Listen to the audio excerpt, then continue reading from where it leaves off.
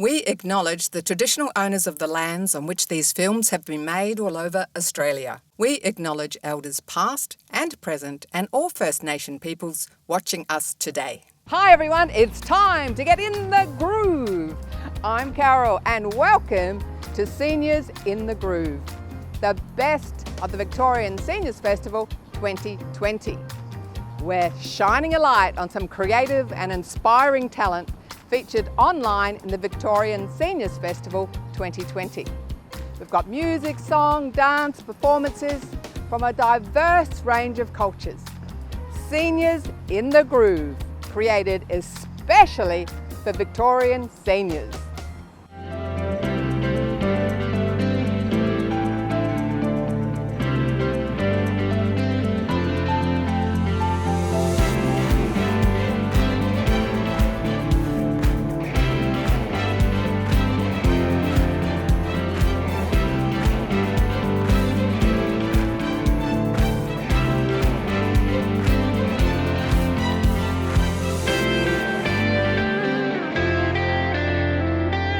Hi, I'm Carol and welcome to Seniors in the Groove. Do you like a bit of rockabilly? I had no idea what it was. A few years ago, I went to an event, the music, the dancing, the costumes, I was hooked. It inspired me to try some rock and roll. Maybe you should give it a go yourself. All around Victoria, there's rock and roll. You can do a beginner's class or you can just get up and have some fun. Our first guest today is rockabilly legend Lonnie Lee. What makes Australia so vibrant and exciting is its cultural diversity. And we have with us today the Vietnamese Performing Arts Group. They perform at live events all around Victoria and in aged care homes. They're going to give us a sneak peek into one of their colourful and traditional dances. Then we have spoken word poetry. I don't know if you've ever seen it, if you've ever tried it yourself. It's becoming increasingly popular. Sometimes it's called slam poetry. And in Australia, we have Grand Slam, which is a spoken word event for seniors. And last year, performers were up to the age of 90. Slam poetry is sort of like a fusion between poetry and theatre. And last year, a spoken word artist also won the massive America's Got Talent. Our guest today is Uncle Jack Charles. He's Australian legendary performer in spoken word. Now, here's Tristan with Australia's version of Elvis, Lonnie Lee. The warden threw a party in the county jail. The prison band was there and began to wail. The band was jumping and the joint began to swing because Australia's version of Elvis, Lonnie Lee, is here to sing. Lonnie, how you going? I'm doing fine. Listen, I think you've got a great career as a poet. Wow, that's something else. I'm doing fine, thank you, and so is Jailhouse Rock. Yeah. Great to have you here, Lonnie. For those that don't know, could you introduce yourself and a little bit about your love of rock and roll? Well, of course, I'm Lonnie Lee, and I started way up and down in 1956, and then in '57 I started my first little band and won the competition as Australia's Rock and Roll. That was in '57. And Elvis was hardly known at all here. And then from then on, I just kept on going. Had 8 #1 records in the very early '60s, and was on television all the time. You know, Bandstand, 6 o'clock Rock, and all those great shows, and have continued on. In the '70s, I wrote with Ray Orbison, lived in America for 15 years. Still doing it. Yeah. Still healthy. My goodness me, a career that's lasted almost 60 years. Lonnie, what was it like to be a rockabilly in the 1960s? It was great. It was exciting. You know, I guess exciting because, one, we were young. You know, we were teenagers. It was, as I said, I was 16 when I started, and when I started my first band, I was just 17. So having my hits at 19, so it was really exciting. All the teenagers around us, they were all the same age and younger. So from that point of view, it was exciting. But the most important element of the excitement was the fact that the music was new. You know, prior to rock and roll, it was all the the crooners, the Bing Crosbys and the Johnny Ray and Frank Sinatra's, all those lovely crooning singers singing the songs that we call the standards now. But when rock and roll came along, it was like an explosion in our head. It was just bang, all this incredible music. Bill Haley and his Rock Around the Clock started the whole thing, and it's sort of still rocking today. But then it was fresh, it was brand new, and it was just going to a show and going to dances and seeing them in front of you, you know, thousands of people getting up and dancing and twisting and the dresses going round and round. It was just so wonderfully exciting. Tell me, what makes a good rock and roll song in your opinion? I guess something that's got the beat and something that's simple, that the lyrics aren't too involved. And of course that's really a bit different to what is today and what has, I guess, gone on since maybe the mid-70s. Everything was very simple. It was just, you didn't have to be a genius to listen to it and to like it. You know, straight away it just went boom, straight to your heart and straight to your feet to dance, and boom, you were off. And that's rock and roll, still today. You mentioned the great Roy Orbison. This week on In the Groove, we're all about renegades and game changers. Who are some other rock and roll game changers that you've collaborated with in your career? Well, I guess firstly, there was a guy called Lee Gordon, who was a guy that in the late 50s used to bring out the big American acts. He started with Bob Hope and with all those very early things, and then when rock and roll came, he brought all the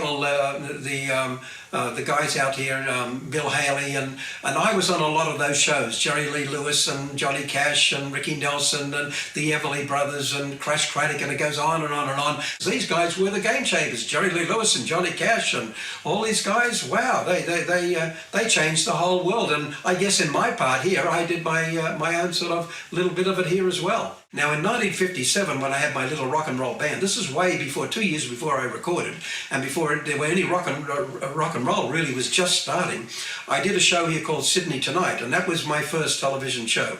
And it wasn't until maybe 2 years later on, and I was starting to record, that I went on 6 O'Clock Rock, which is the ABC show. Now that was originally, compared by an American girl, and then later on, about 6 months in, Johnny O'Keefe took over as a compere, and it became then a really full-on rock and roll show. It went right around Australia. I became,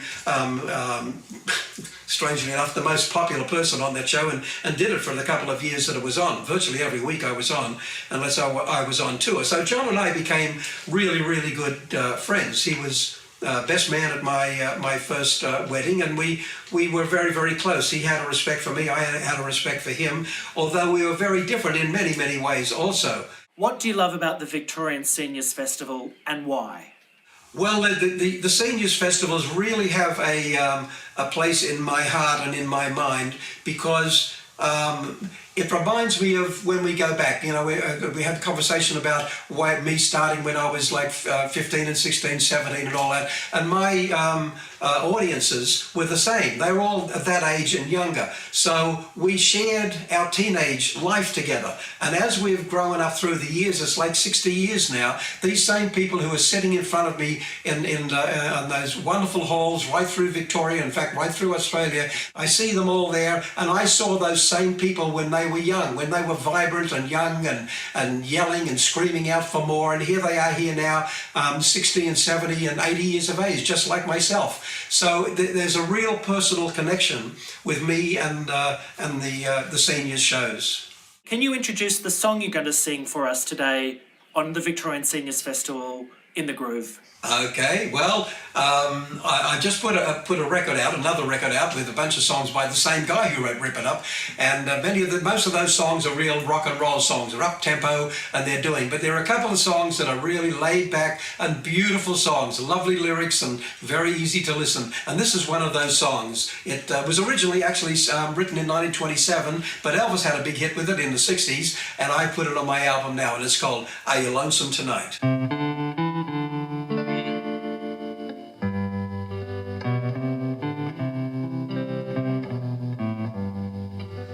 Are you lonesome tonight? Do you miss me tonight? Are you sorry we drifted apart? Does your memory stray to a bright sunny day when I kissed you and called you sweetheart. Do the chairs in your parlor seem empty and bare? Do you gaze at your doorstep and picture me there?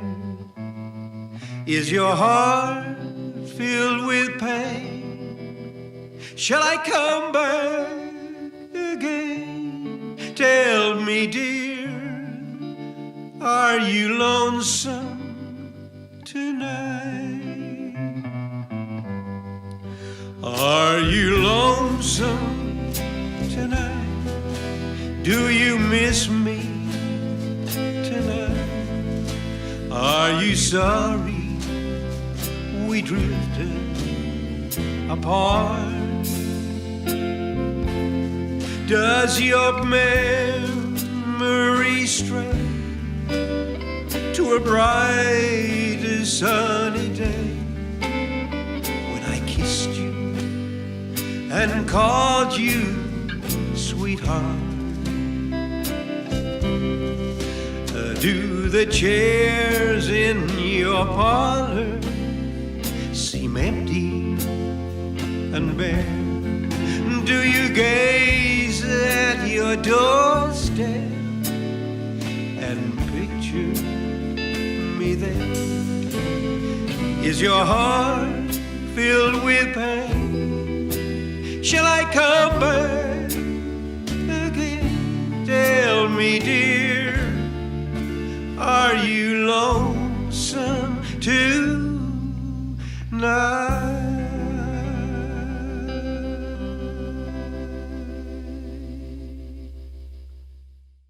Lonnie, it's been a wonderful opportunity to talk to you, to put on some blue suede shoes, to brush some Brill cream through my hair and dream of the wonderful days of rock and roll here in Australia. Thanks so much for joining us on In the Groove. Thanks, Tristan. It was tremendous. I had a wonderful time. Keep on rock and rolling. Good on you. Blue suede shoes. You've got it.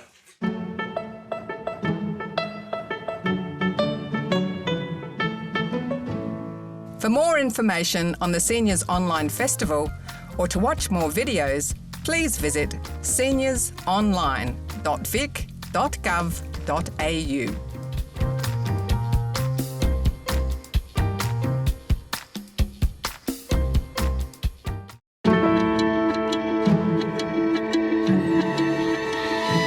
My name is Tristan Meacham, and today on In the Groove we celebrate the wonderful rich cultures of Vietnam.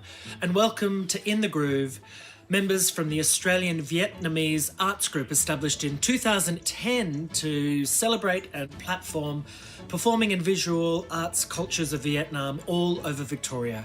We welcome President Thuy and Secretary May to In the Groove.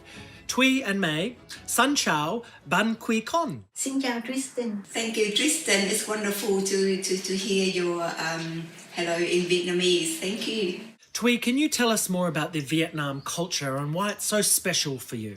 Vietnam culture is enriched in traditional value like dancing, food.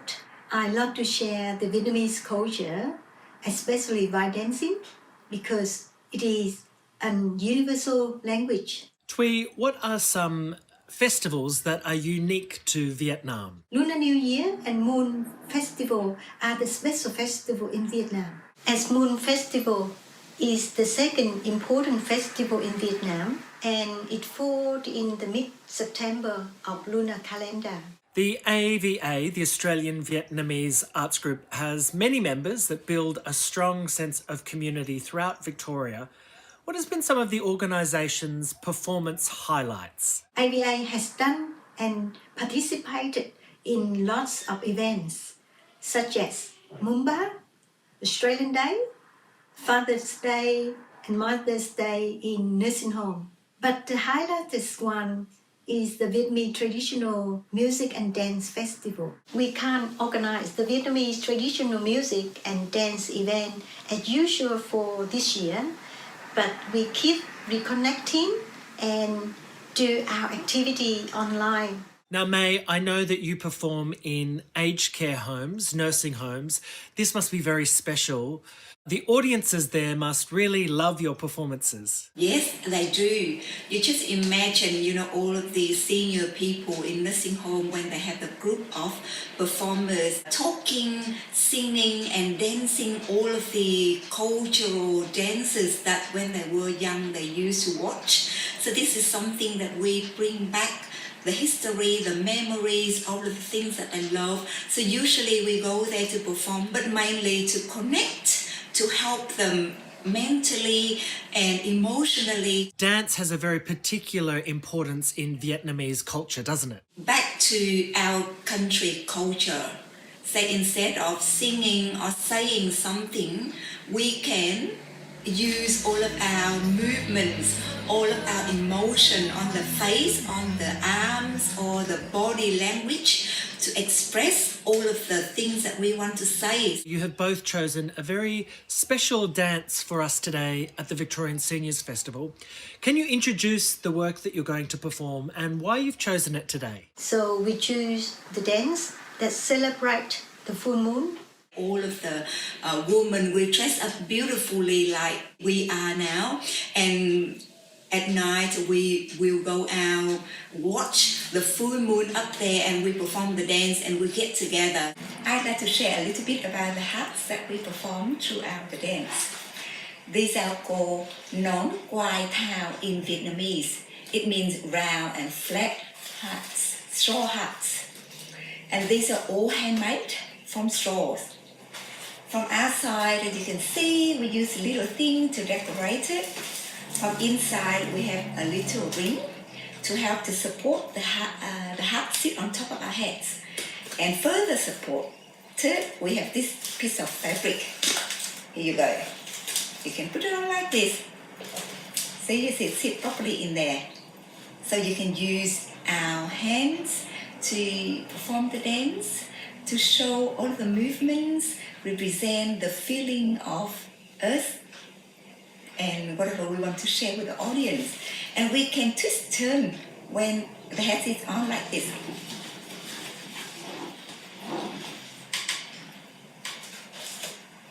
Yes, these hats go with this traditional outfit from the north of Vietnam. We call it áo tứ thân.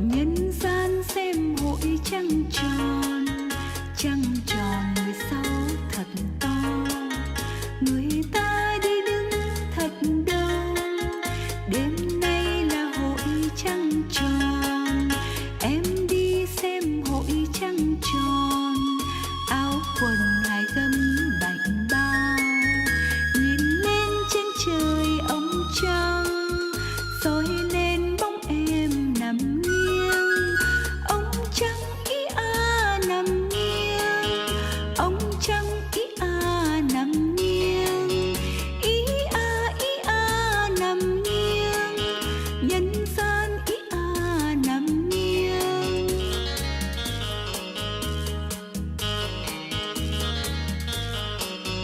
Em đi em lạc lối về, giữa đường gặp mấy chàng trai, hỏi thăm con đường nhà em, xem xa hóa ra lại gần nhà, theo nhau đi tìm lối về, trăng tròn thật sang đằng sau, vầng trăng khoác em áo nguyệt, soi lên bóng em nằm nghiêng, vầng trăng khoác em áo nguyệt, soi lên bóng em nằm nghiêng, vầng trăng khoác em áo nguyệt, soi lên bóng em nằm nghiêng.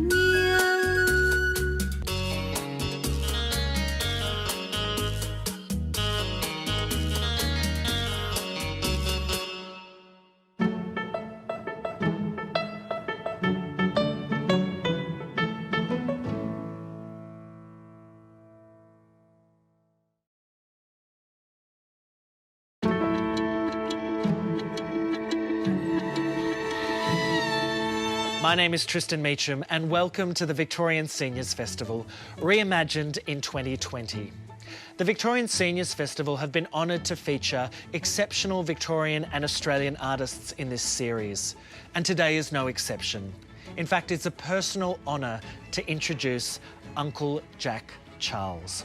Uncle Jack Charles has lived his life with honesty, vitality and a zest for life that has inspired many to be better people.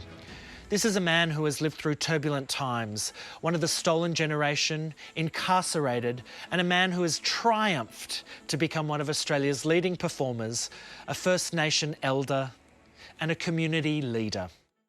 My name's Jack Charles, and I am going to do some excerpts from Jack Charles versus the Crown, a one-man performance piece with 3 band members on the side, the pottery wheel on stage, and my old rocking chair. We opened up in the Art Centre with this wonderful production, followed hard after Bastardy, the doco was made about my life. Rachel Mazza wanted to do Bastardy, the stage show, when an edited version of Bastardy was screened on the ABC. I chose John Romerell and Rachel Mazza and the Ilbidgery Theatre to begin this process of writing the stage show. We spent about a year at Romerell's place writing my memories. I realised that once I had jumped off all drugs and etc., I realised I'd had this remarkable memory. I wanted to tell the stories of what went on, further stories of what went on in the Box Hill Boys' Home, with me being raised and whitewashed in the blood of the Lamb of Jesus Christ, being brainwashed from all senses of my Aboriginality. The whitewashing did work on me. I left the Box Hill Boys' Home, as everybody does, at 14. The Salvos and the Aboriginal Welfare Board had set up a foster family for me, Widow Murphy and her twin bodgy sons, and I went to live with them. And the day after I left the Box Hill Boys' Home, I went straight to work as an apprentice glass beveller at the RMS Glass in Riversdale Road, Hawthorn. Well, I liked the work and that. I got used to going in there, travelling by the Red Rattler from Blackburn into Auburn, walking up Auburn Road Hill and down to Riversdale Road and turning a hard left down to the factory. And it was a great place to work in. My boss had this habit of bringing his old mates around to meet the little Aboriginal boy that was working in the back. Jack, I want you to meet another mate of mine. I said, oh, yeah, Ralph. Who's this one? He says, Don Bradman, meet Jack Charles. So I shook the hands at 15 of Donald Bradman, the great cricketer from South Australia. I never realised who he was. I wasn't into sports. Now, the boys at work knew full well that I wasn't reputed to be an orphan, but I told them I believed that I had family and etc. So 2 years into my apprenticeship, the boys cajoled me into heading on over Fitzroy. Lot of you black fellas over there, Jackie. I bet you got family amongst them, one of them said, you know. So one Thursday night, with a full pay packet that I normally hand over to Mrs. Murphy back in Blackburn, I headed on over to Fitzroy. And no sooner had I jumped off the tram on the corner of Napier and Gertrude Street when this old black fella pulled me up. Charles, you bloody Charles's boy. And of course, I shat myself. This old fella, he grabs me and he hugs me and then he ushers me into the nearest hotel, the Builder's Arms. I've entered another world. Every face in the place seemed to be black. Anyone who could, they rush up to introduce themselves to me as an uncle, an auntie, a cousin. I'm so overwhelmed by their beery hugs and kisses, I dive into my pay packet, shout a few beers, and I have a lemon squash myself. Your mum, she's living up in Swan Hill, one old lady croaks. You should go and see her, young fella. I will, I tell her, first chance I get. Well, I get home late that night to Mrs. Murphy. Joy, oh joy, Mum! I just found Mum! I expected her to share my joy, but no such luck. She wrangles the story out of me. My night in a Fitzroy pub, being recognised as a Charles, but worse still, my pay packet ripped open and a third of it spent. Disriles are no end. She comes at me. Those people will tell you anything. Yeah, well, I believed them, I say, raising my hand. I see the fright in her eyes. Am I going to hit her? Get to bed, she hisses before backing off. No sooner had I put on my pyjamas and settled down for the night when she calls me to the front door. A police divvy wagon's parked in the drive and I'm driven over to Royal Park Home for Juvenile Offenders. I was a ward of the state, a child of the Crown, and would have been until I'm 18, and that woman I've called Mum had deemed me unruly, disobedient. So for the first time, locked alone in a cell, I remember crying myself to sleep. It seemed from then on after all my Christian sensibilities were somewhat blackened, and it became for me a series of incarcerations. Thank you.